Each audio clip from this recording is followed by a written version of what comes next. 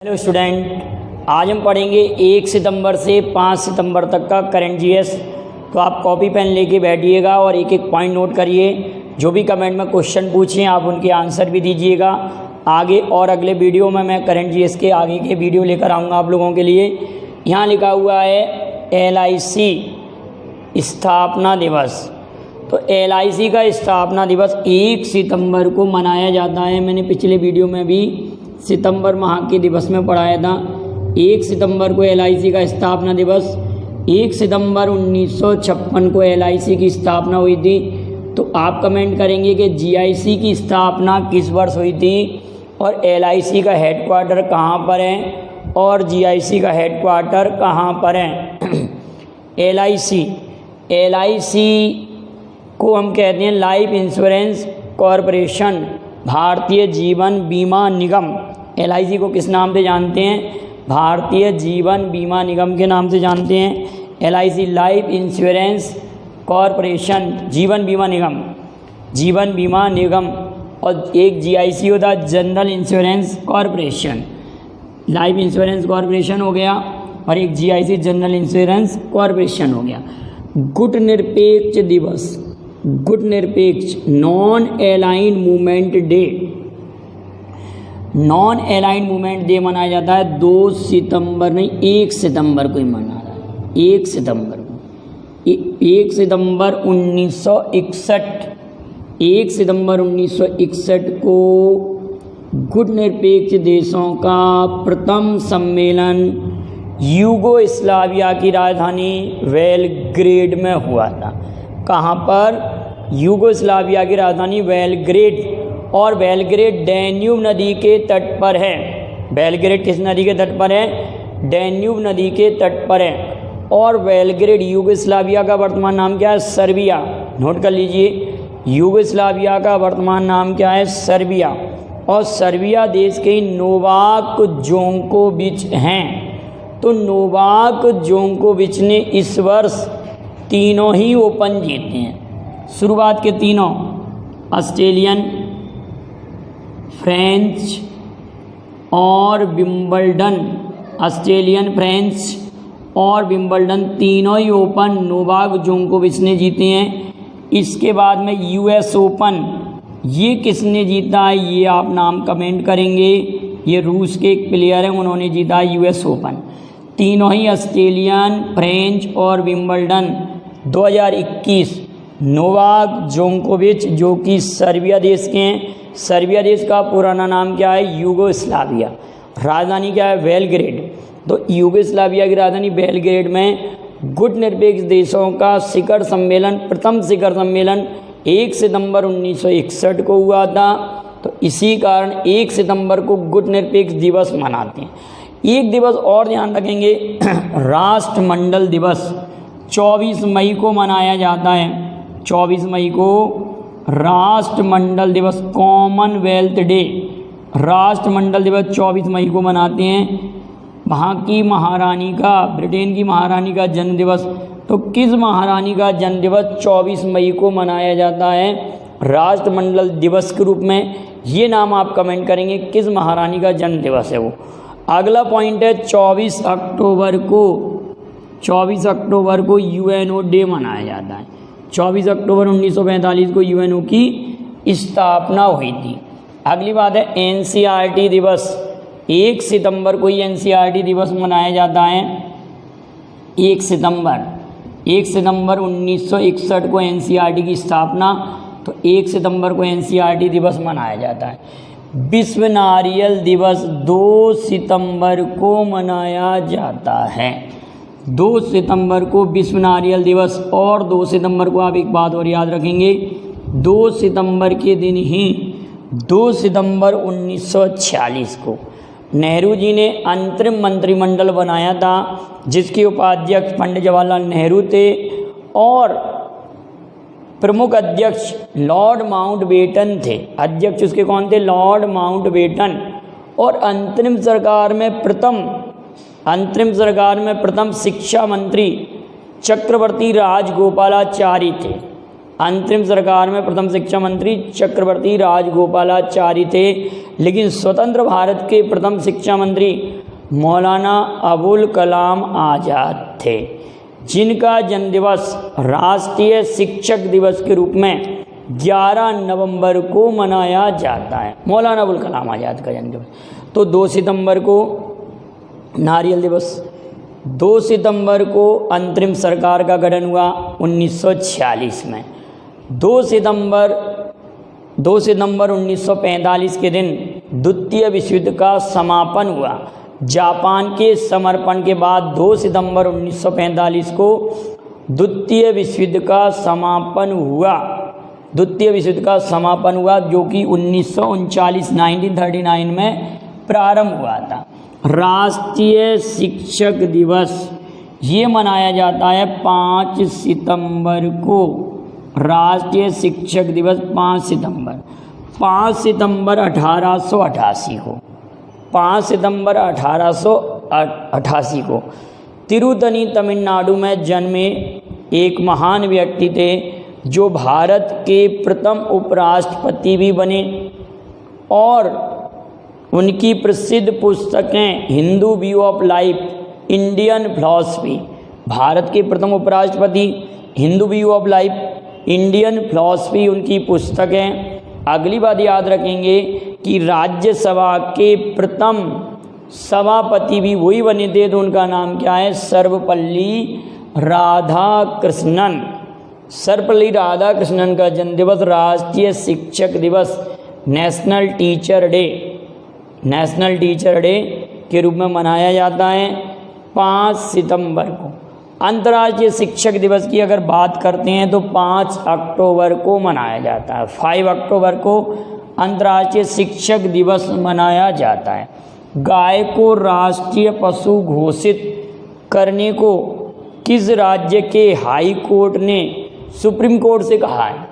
मतलब ये कहा है कि गाय को राष्ट्रीय पशु घोषित किया जाए, ये सलाह दी है। कहा है सुप्रीम कोर्ट ने, हाई कोर्ट ने सुप्रीम कोर्ट से कहा है, तो इलाहाबाद हाई कोर्ट। क्या याद रखेंगे? Allahabad high court. नाम तो उसका इलाहाबाद हाई कोर्ट है, लेकिन आगे चल के इसका नाम भी बदल जाएगा, Prayagraj high court. Allahabad high court ने ऐसा कहा है कि भारत का राष्ट्रीय पशु गाय को घोषित किया जाए। तो आप बताएं कि वर्तमान में भारत का राष्ट्रीय पशु क्या है, और वर्तमान में भारत का विरासत पशु क्या है, और वर्तमान में भारत का राष्ट्रीय जलीय जीव क्या है, और तिरंगे को राष्ट्रीय ध्वज कब स्वीकार किया गया था? तिरंगे को राष्ट्रीय ध्वज के रूप में संविधान सभा द्वारा कब स्वीकार किया गया? इसका आंसर भी आप कमेंट करेंगे। हिम तेंदुआ को राजकीय पशु घोषित किया है अभी हाल में ही किस राज्य या केंद्र शासित प्रदेश ने? तो आप कहेंगे लद्दाख। तो लद्दाख अभी हाल में ही चर्चा में भी रहा। लद्दाख के लेह में सबसे ऊंचाई पर स्थित सिनेमा घर स्थापित किया गया है, और लद्दाख जम्मू कश्मीर से अलग होकर एक केंद्र शासित प्रदेश बना है। हिमिस नेशनल पार्क भी लद्दाख में है। तो हिम तेंदुआ को लद्दाख ने अपना राजकीय पशु घोषित किया है। तो आप एक क्वेश्चन वेरी वेरी इंपॉर्टेंट है, उसका आंसर आप कमेंट करिए। हिम तेंदुआ संरक्षण केंद्र, भारत का प्रथम हिम तेंदुआ संरक्षण केंद्र कहाँ स्थापित किया गया है? हिम तेंदुआ संरक्षण केंद्र कहाँ स्थापित किया गया है? और लद्दाख ने इसको अपना राजकीय पशु बनाया है। क्लियर? असम के ओरंग नेशनल पार्क का अब नाम ओरंग हो गया है, क्योंकि असम के ओरंग नेशनल पार्क के साथ राजीव गांधी का नाम जुड़ा हुआ था। क्वेश्चन ये बन सकता है कि राजीव गांधी का नाम किस नेशनल पार्क से हटाया गया है? तो असम की हिमा दास हैं, और हिमा दास को डींग एक्सप्रेस कहते हैं। आप कमेंट करेंगे कि मीराबाई चानू किस राज्य से रिलेटेड हैं? और मीराबाई चानू को प्ले इन अभियान में एडिडास ने स्टे इन प्ले अभियान में उसका प्रचारक नियुक्त किया है एडिडास ने, मीराबाई चानू, नाम सुना होगा आपने। और मीराबाई चानू ने 2021 टोक्यो ओलंपिक में कौन सा पदक जीता और किस खेल में जीता, ये आपको मालूम है तो आप कमेंट कीजिएगा। और राजीव गांधी खेल रत्न पुरस्कार का नाम भी बदल दिया गया है और उसके साथ मेजर ध्यानचंद खेल रत्न पुरस्कार नाम कर दिया गया है, ये मालूम है, मैंने वीडियो में पढ़ाया है। असम के ओरंग नेशनल पार्क नाम कर दिया गया है इसका, असम का। असम की राजधानी क्या है? दिसपुर। और असम की राजधानी क्या है? दिसपुर है। और असम में आप एक बात और याद रखेंगे, असम राज्य में क्या है? असम राज्य का पुराना नाम क्या है, ये भी आप कमेंट कीजिए, असम का। और पूर्वोत्तर भारत का सबसे बड़ा राज्य कौन सा है, ये भी आप कमेंट कीजिएगा। मैं इसलिए इतने क्वेश्चन पूछता हूँ कि आपकी ऑल ओवर तैयारी हो सके, आप सब कुछ जान सकें। मेरा काम मेरा मान योजना, मेरा काम मेरा मान योजना किस राज्य सरकार ने प्रारंभ की है? तो पंजाब राज्य सरकार ने युवाओं के लिए योजना प्रारंभ की है। माई पैड माई राइट प्रोजेक्ट किस राज्य सरकार में निर्मला सीतारमन ने प्रारंभ किया है? तो त्रिपुरा राज्य में। त्रिपुरा राज्य की राजधानी अगरतला। और त्रिपुरा 3 ओर से बांग्लादेश से घिरा हुआ है। नाबार्ड के द्वारा निर्मला सीतारमन के माध्यम से ये शुरुआत किया गया है त्रिपुरा राज्य में। माई पैड माई राइट प्रोजेक्ट 2030 तक 100% साक्षरता पाने वाला राज्य कौन सा बन जाएगा? ये किस राज्य ने लक्ष्य रखा है कि वह 2030 तक 100% साक्षरता पा लेगा, 100% साक्षर हो जाएगा। तो ये वो राज्य है जिसकी राजधानी सबसे पूर्वी राजधानी है, भारत का वह राज्य है जिसकी राजधानी सबसे पूर्वी राजधानी हो। इस राज्य में हॉर्नबिल उत्सव मनाया जाता है। तो इस राज्य की राजधानी है कोहिमा और ये राज्य नागालैंड। तो नागालैंड के सीएम कौन है? नेफ्यूरियो। तो नागालैंड के गवर्नर कौन है? ये नाम आप कमेंट करेंगे। तो नागालैंड 2030 तक 100% साक्षर राज्य बनेगा। अगला पॉइंट है श्री प्रभुपाद। तो श्री प्रभुपाद का नाम तो आपने सुना होगा, पूरा नाम इनका श्री प्रभुपाद, श्री और लगा सकते हैं इनके नाम के आगे। तो श्री प्रभुपाद की 125वीं जयंती पर 125 रुपये का सिक्का माननीय प्रधानमंत्री मोदी जी द्वारा जारी किया गया है श्री प्रभुपाद। तो श्री प्रभुपाद इस्कॉन के संस्थापक हैं। इस्कॉन को हम हिंदी में कहते हैं श्री कृष्ण भजनामृत संघ। ध्यान रखना, इस्कॉन का हिंदी नाम क्या है? श्री कृष्ण भजनामृत संघ। तो श्री कृष्ण भजनामृत संघ इस्कॉन के संस्थापक कौन है? श्री प्रभुपाद। उन्हीं के जीवन पर मैंने उनकी जयंती पर 125 रुपये का सिक्का जारी किया है। तो आप बताएंगे इस्कॉन का इंग्लिश में पूरा नाम क्या है? इस्कॉन एक संस्था है, ठीक। बेटी बचाओ बेटी पढ़ाओ अभियान का ब्रांड एम्बेसडर अवनी लेखरा को किस राज्य सरकार ने बनाया है? तो यह वह राज्य है जिसकी सीमा से कर्क रेखा भी गुजरती है, सबसे पश्चिम में स्थित। पश्चिम के बाद में अगला राज्य, मैंने पश्चिम स्थित राज्य के बाद दूसरा राज्य है जिससे कर्क रेखा गुजरती है और जिसकी राजधानी को पिंक सिटी कहते हैं। तो यह राज्य कौन सा है? राजस्थान। आप एक क्वेश्चन का आंसर और दीजिएगा कि एक फुटबॉल प्लेयर है जो कि ओलंपिक टीम की सदस्य थी, ओलंपिक टीम की, राजस्थान राज्य ये ओलंपिक टीम की सदस्य थी। उनको किस राज्य सरकार ने और कौन सी फुटबॉल प्लेयर हैं अपना राज्य का बेटी बचाओ बेटी पढ़ाओ अभियान का ब्रांड एम्बेसडर बनाया? राज्य कौन सा है और फुटबॉल प्लेयर का नाम भी कमेंट करना है।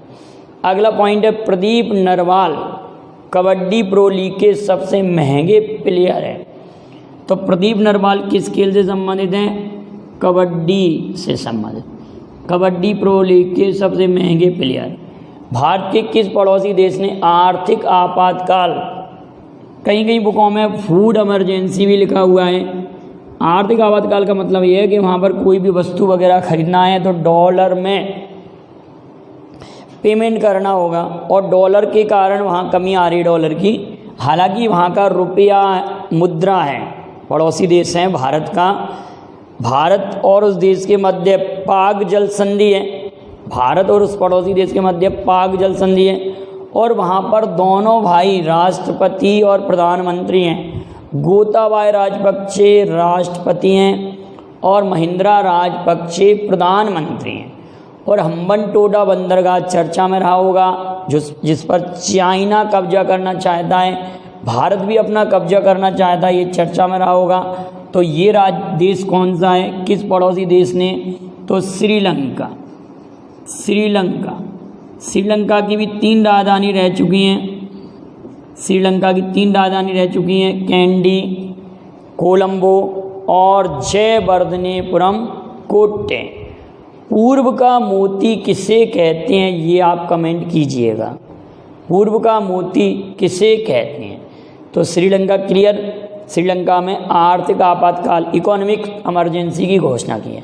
नेशनल एजुकेशन पॉलिसी 2020, ये अभी हाल में ही चर्चा में क्यों थी कि प्रथम राज्य तो अपनाने वाला कर्नाटक था। इस नेशनल एजुकेशन पॉलिसी को अपनाने वाला प्रथम राज्य तो कर्नाटक बना है, लेकिन द्वितीय राज्य एमपी बन चुका है। फर्स्ट राज्य कर्नाटक और सेकंड राज्य मध्य प्रदेश। तो कर्नाटक के बारे में तो आपको जानकारी है कि कर्नाटक में थावरचंद गहलोत गवर्नर बने हैं। थावरचंद और बसवराज बोम्मई वहाँ के नए सीएम बने हैं। और मध्य प्रदेश के बारे में 2-3 बातें याद रखना। उमरिया ज़िले में बुजुर्गों के लिए संकल्प योजना प्रारंभ की थी। झाबुआ ज़िले ने दीदी वाहन सेवा, कोरोना वायरस के समय कर्मवीर पुरस्कार और इंतजार आपका अभियान पर्यटन को बढ़ावा देने के लिए इंतजार आपका अभियान था। एक क्वेश्चन और बनता है, निस्पंदन अभियान का संबंध किस राज्य से, तो आप कहेंगे छत्तीसगढ़ राज्य से। निस्पंदन अभियान का संबंध छत्तीसगढ़ राज्य से। जीवन शक्ति जीवन अमृत योजना का संबंध मध्य प्रदेश राज्य से है। और मध्य प्रदेश राज्य में दीदी वाहन सेवा क्लियर है। एक जिला एक शिल्प अभियान मध्य प्रदेश सरकार का है, जबकि एक स्कूल एक IAS अभियान केरल राज्य सरकार का है।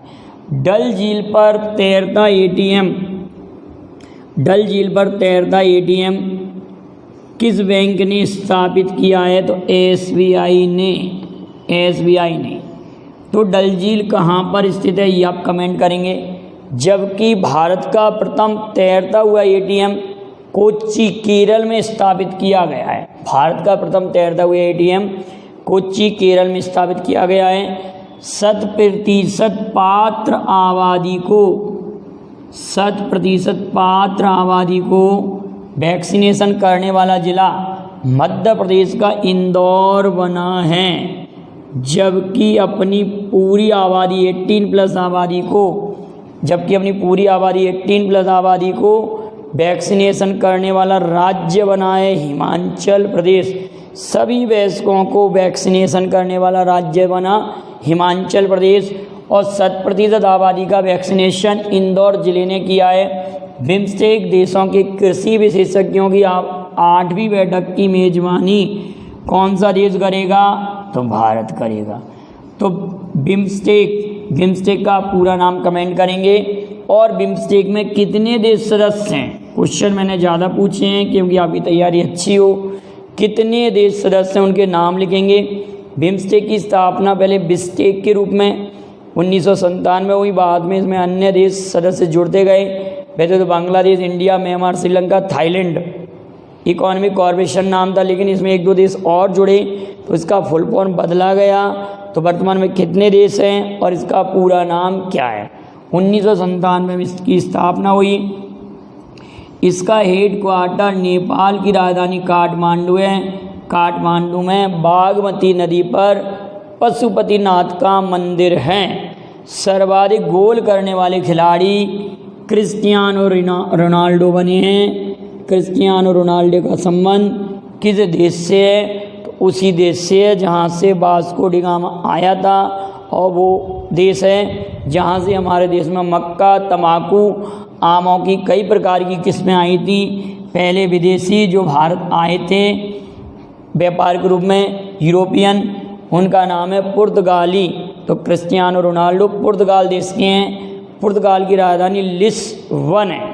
और आप बताएंगे कि क्या भारत और पुर्तगाल के मध्य एक्स्ट्राडिशन ट्रीटी है या नहीं, और एक्स्ट्राडिशन ट्रीटी क्या होती है, इसको भी आप कमेंट कर सकते हैं। तो आज का वीडियो काफ़ी आप लोगों के लिए इम्पोर्टेंट रहा होगा, यूजफुल रहा होगा। इसको लाइक शेयर ज़रूर करेंगे, और वीडियो पसंद आएगा आप लोगों को डेफिनेट आप इसको शेयर ज़रूर कीजिएगा, और जो भी कमेंट में पूछे गए क्वेश्चन हैं उनके आप जवाब दीजिए। Thank you very much. जय हिंद, जय भारत। आप इसका स्क्रीनशॉट ले लें।